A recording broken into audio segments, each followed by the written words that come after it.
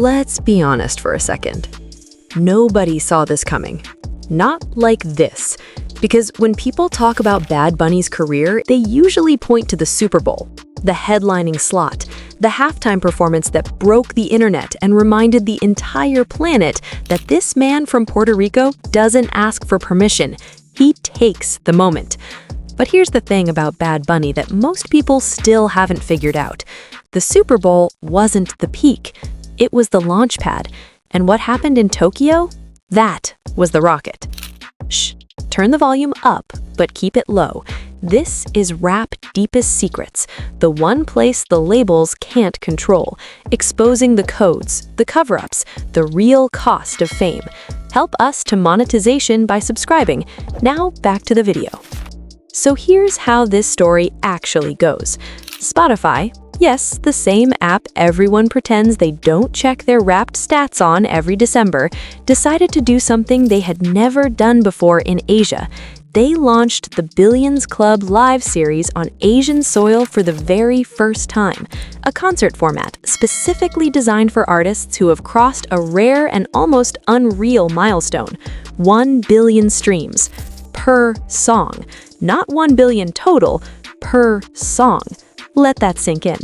And when Spotify looked at their data, looked at their numbers, and asked themselves who deserved to stand on that stage in Tokyo and represent that milestone on a global scale, they called Bad Bunny, which honestly makes complete sense, but also raises a very interesting question that nobody is really talking about.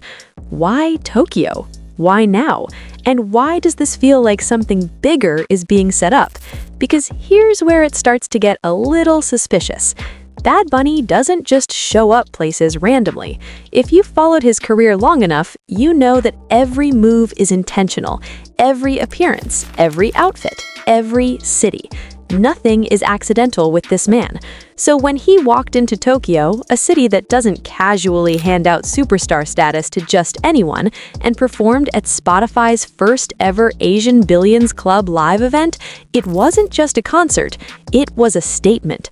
A very quiet, very calculated, very deliberate statement. And the city heard it loud and clear. Now let's talk about what actually happened inside that venue, because fan-obtained clips started surfacing online almost immediately, and what they showed was not your average celebrity performance. The stage was dramatic, the lighting was theatrical, the visuals were synchronized in a way that felt less like a concert and more like a cinematic experience, and standing in the middle of all of it, dressed in an outfit that somehow managed to be both stunning and completely unbothered, was Bad Bunny. And the crowd? Absolutely unhinged, in the best way possible. Tokyo fans showed up hard. People flew in, made the trip, arrived in droves just to be in that room and witness something that on paper sounds impossible. A Puerto Rican artist, a Japanese audience, a Spotify milestone concert, all happening simultaneously in one of the most competitive music markets in the world. And it worked. It did not just work, it exploded. But wait, stop right there, because before he even touched that stage, something happened that most people skimmed past too quickly. Bad Bunny paused. He stood in front of 29 plaques. 29. 29 individual songs, each one certified with over 1 billion streams on Spotify alone. He didn't pose for one photo and move on. He stood there in front of that wall of plaques and took it in. And whether the cameras were rolling or not, that moment was real. Because 29 billion stream songs is not a statistic. That is a legacy being built in real time. That is a career that has moved past popular and entered a conversation that only a handful of artists in history have ever been invited to join. And here's the twist that makes this entire moment way more interesting than people give it credit for. This wasn't supposed to happen here. Not in Asia. Not yet. Spotify's Billions Club live series had existed before Tokyo, but it had never crossed into Asia. And the reason that matters is because the Asian music market, particularly Japan, operates by its own rules. It has its own stars, its own culture, its own gatekeepers. Breaking through there isn't just about talent, it's about timing, respect, and a willingness to show up in a way that feels genuine rather than transactional. Bad Bunny showed up genuinely. He didn't send a representative, he didn't phone it in, he performed songs that billions of people across the world had already decided were important, and he delivered them live in Tokyo to an audience that had every reason to be skeptical and chose instead to be electrified. That's not a coincidence. That's not a PR strategy. That's an artist who figured something out that most people in the music industry are still trying to understand. And this is the part of the story where you need to pause and actually think about what's happening here. Because the numbers alone don't tell the full story. 29 plaques sounds impressive, and it is. But the real flex isn't the billion streams. The real flex is that those streams came from everywhere.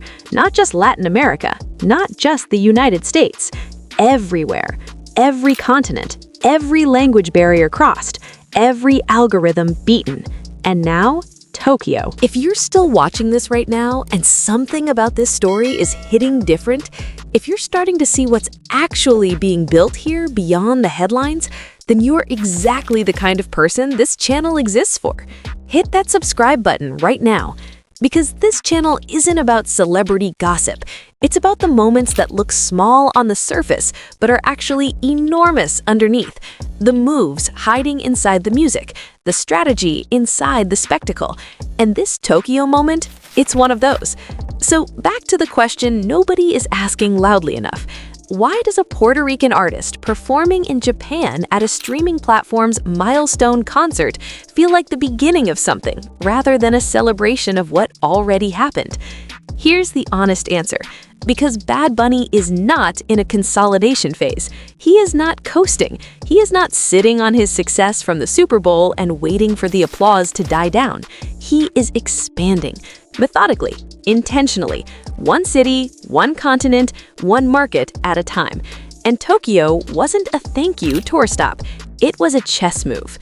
Here's the thing about artists who reach this level, the ones with 29 billion stream plaques and sold-out world tours and Super Bowl halftime shows under their belts, most of them stop being hungry.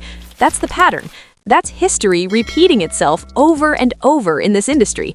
You reach the mountaintop, you plant the flag, and somewhere deep inside, something shifts. The drive becomes routine. The routine becomes comfortable, and comfortable quietly kills what made them great in the first place. Bad Bunny is doing the opposite. He reached the Super Bowl and immediately looked for the next stage. He hit the Spotify milestone and flew to Tokyo to stand in front of the plaques in person instead of just posting them on Instagram. He performed for an audience that had no obligation to love him and made them love him anyway. That's not ego. That's discipline. And discipline, over time, is the only thing that actually separates the legends from the one-hit wonders. So no, the Spotify Billions Club live in Tokyo wasn't just a concert. It wasn't just Bad Bunny being famous in another country. It was a man who figured out something that most artists spend their entire careers chasing and never finding. How to stay hungry after you've already eaten. How to keep building after you've already arrived. How to walk into a room full of strangers in a foreign country and make them feel like you've always been there. That is the real story hiding inside the Tokyo headlines. And the fact that most people missed it, that's kind of the point. If this breakdown opened your eyes to something you weren't seeing before, subscribe to this channel before you leave. Because the biggest moves in music, sports, and culture don't always announce themselves. Sometimes they're hidden inside a concert clip, a wall of plaques, and a Puerto Rican artist standing quietly in Tokyo, knowing exactly what he's doing.